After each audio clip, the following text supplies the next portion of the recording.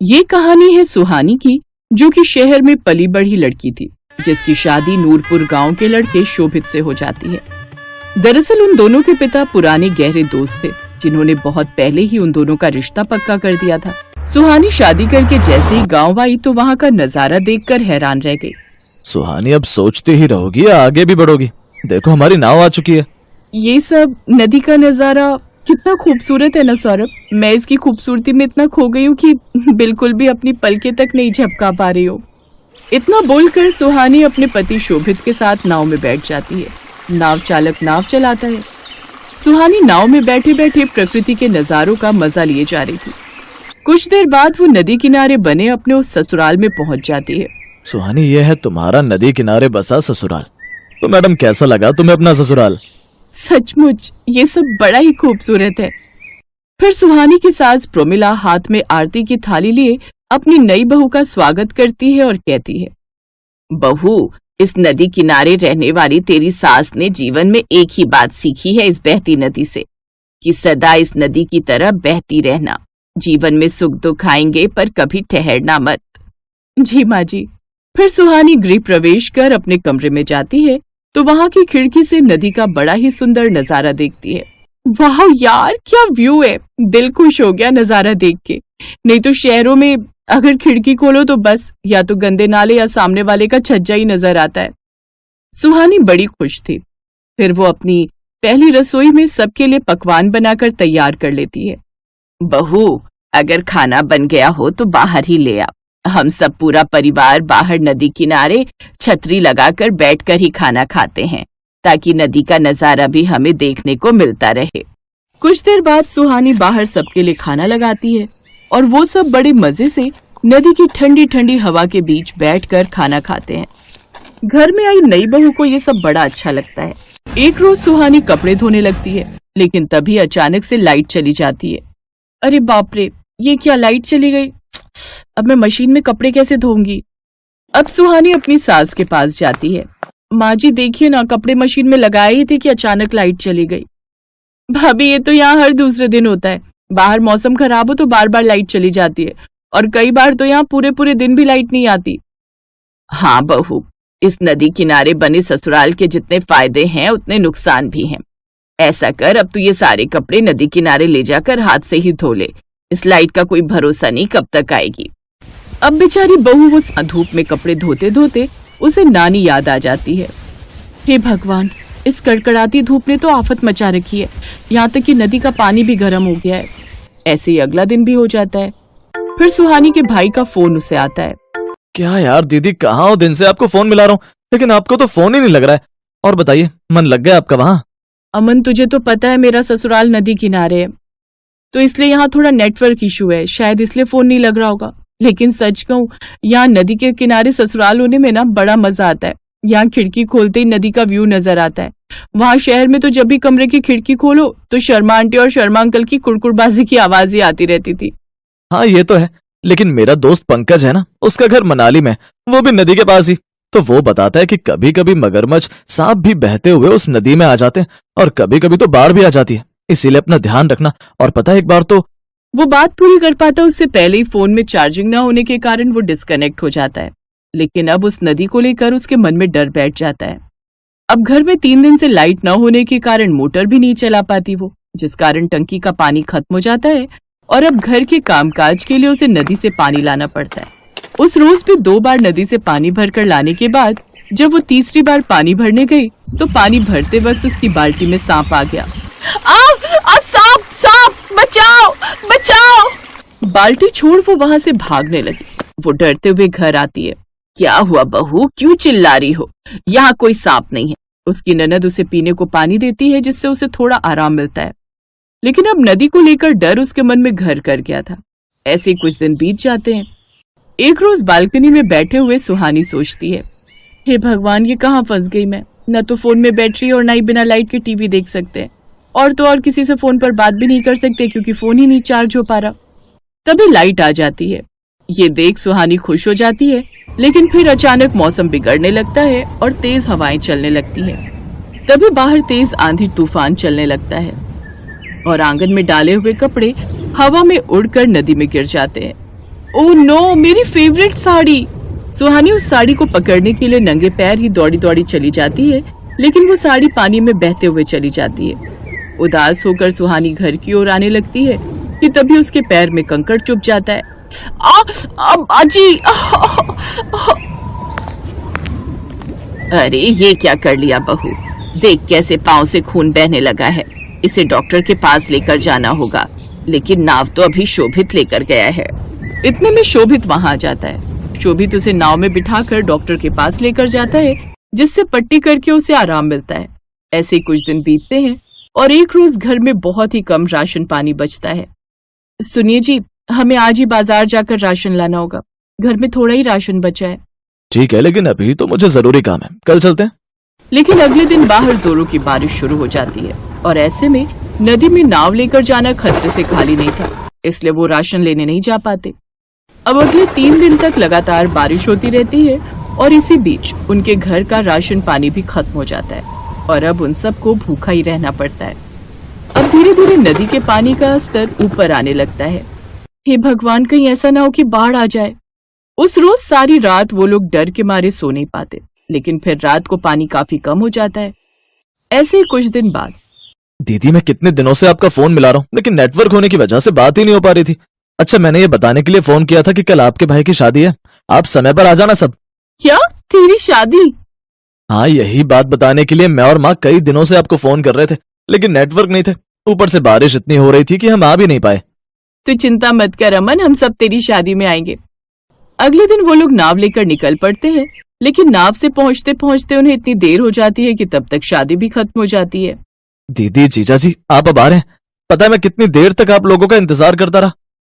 ये क्या, शादी तो हो भी गई। देखा माँ जी आपने, उस नदी किनारे ससुराल होने से हमें शांति तो मिलती है, लेकिन कितनी परेशानियों का सामना करना पड़ता है।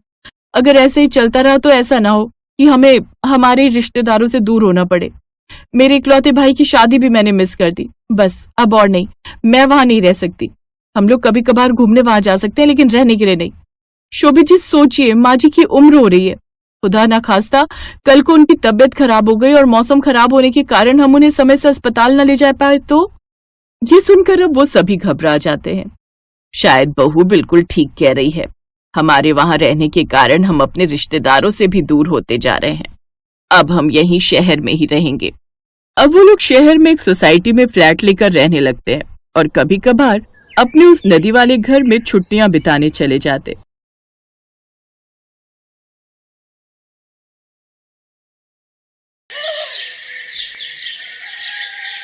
शादी के बाद रानी अपने ससुराल पहुंच गई। ससुराल में सास ससुर के अलावा जेठ और जेठानी भी थे। रानी ने पैर मारकर चावल से भरा लोटा गिरा दिया, तभी सास ने कहा, बड़ी बहू जल्दी से ये चावल बटोर लो, अभी रानी बहू इन्हीं चावल की खिचड़ी बनाएगी। जी सासू माँ। जेठानी ने सारे चावल उठा लिए। ये सब देखकर रानी को बड़ी हैरानी हुई, लेकिन फिर उसने सोचा, हो सकता है इन्हीं चावल से खिचड़ी बनाने की कोई परंपरा होती होगी इस घर में। घर के अंदर आते ही उसके पति विक्रम ने कहा, माँ मुझे तो बहुत जोरों की भूख लगी है। भूख तो हम सबको भी लगी है, अब जल्दी से रानी से पहली रसोई की रस्म करा लेते हैं। बड़ी बहू रानी को ये चावल दे दो, खिचड़ी बना लेगी। माँ जी इतने कम चावल में सभी लोग खाना खा लेंगे?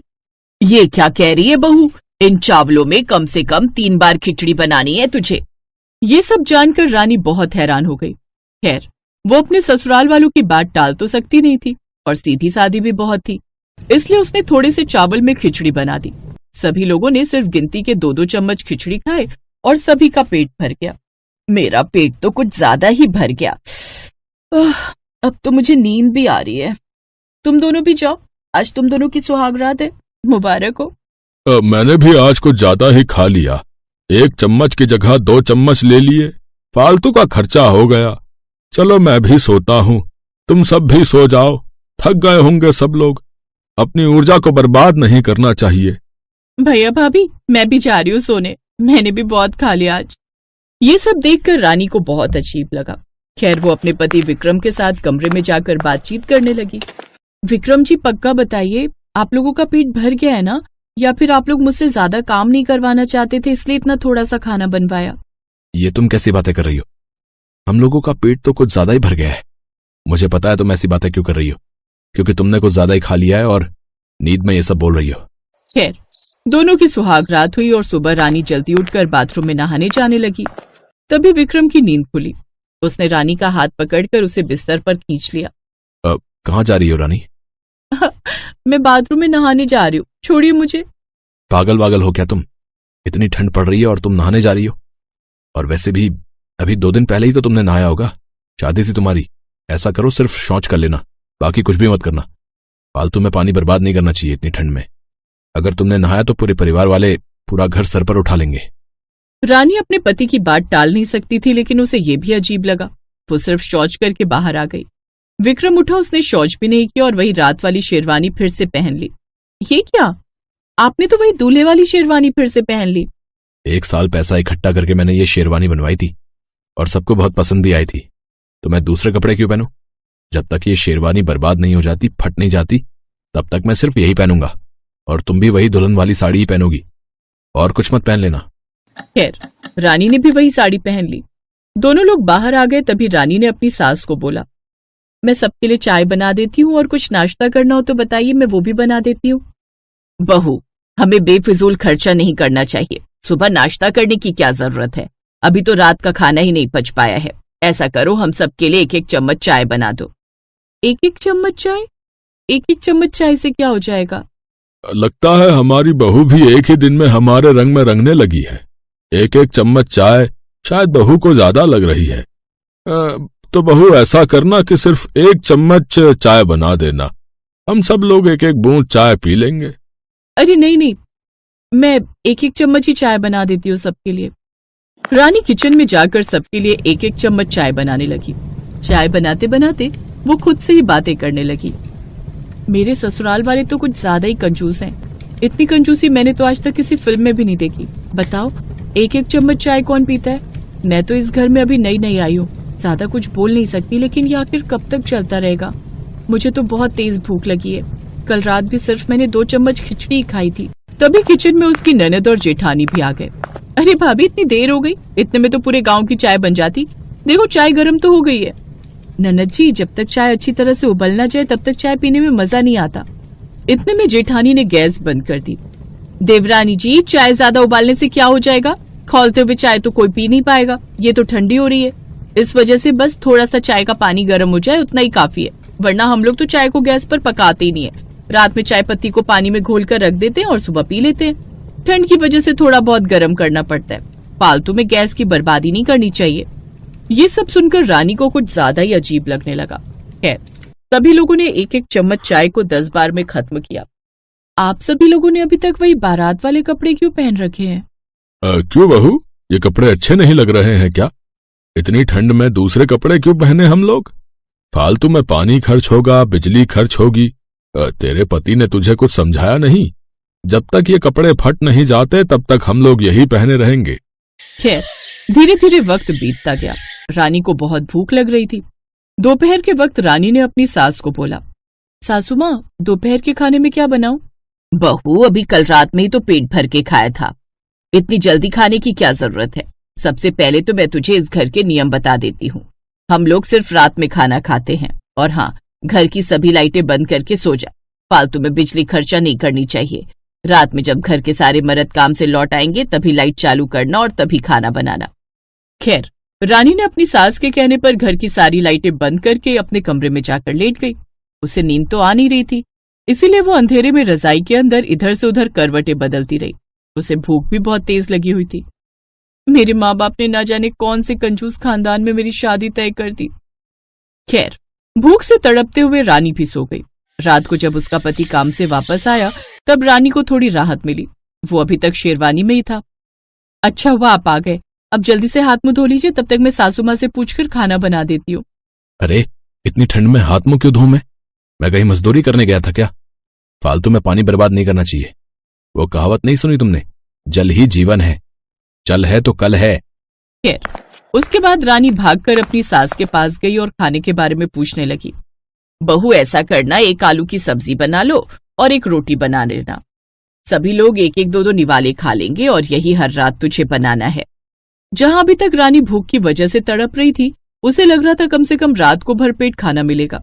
ये उम्मीद भी उसकी टूट गई। उसने सिर्फ 1 रोटी और 1 आलू की सब्जी बना दी। सभी एक एक निवाला खाकर डकार मारने लगे। ये सब देखकर रानी को गुस्सा भी आ रहा था और हंसी भी। फिर रात में 12 बजे चुपके से रानी अपने लिए किचन में जाकर खाना बनाने लगी। तभी उसकी सास वहां पर आई और सारा खाना उठाकर बाहर फेंक दिया और गुस्से से बोली, आज के बाद अगर ऐसा कुछ करने की कोशिश की तो तुझे भी उठाकर घर से बाहर फेंक देंगे। तेरी वजह से आज इतना खाना बर्बाद हुआ है। जितना खाना 1 महीने में हम लोग खाते हैं उतना तू अकेले खाने जा रही थी। तो इस तरह रानी उस कंजूस ससुराल में फंस चुकी थी। धीरे धीरे कई महीने बीत गए। हर रात सिर्फ एक निवाला खाकर रानी किसी तरह जिंदा थी। ना ही कोई नहाता था और ना ही कोई ढंग से खाना खाता था। अभी तक सभी लोग वही शादी वाले कपड़े पहने हुए थे, लेकिन इसका परिणाम ये रहा कि रानी तो बुरी तरह बीमार ही पड़ गई। पूरा ससुराल बीमार पड़ गया। किसी तरह विक्रम डॉक्टर को बुलाकर लाया।